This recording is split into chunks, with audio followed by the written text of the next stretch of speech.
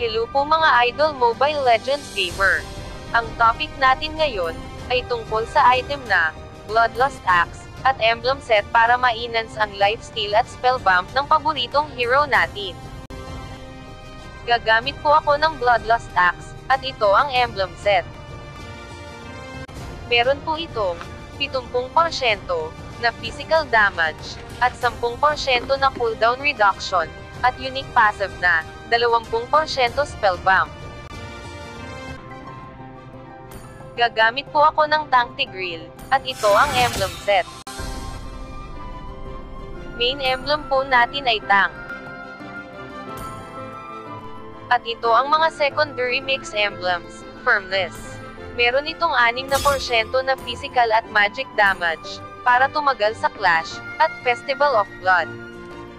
Meron po itong 6% na adaptive spellbump, at nakakakuha ka rin ng dagdag na 0.5% sa bawat assist at makakill ng kalabang hero. Nag-i-stack po ito hanggang 8 beses. At panghuli,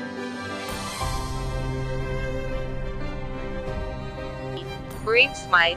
Sa bawat skill na naitatama mo sa kalaban nakakakuha ng 4% HP regen ng max HP ang iyong hero. Meron dito, kundi lang ang nababalik sa HP Natro dahil naka-Brave Smite emblem tayo, merong 4% na HP regen parent tayo yung nakukuha sa bawat skill na naitatama.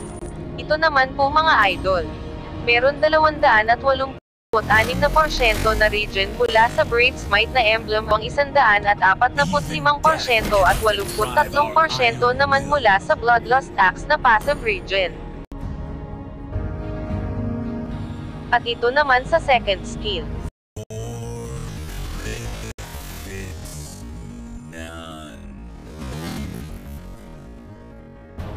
At ito naman sa ultimate skill.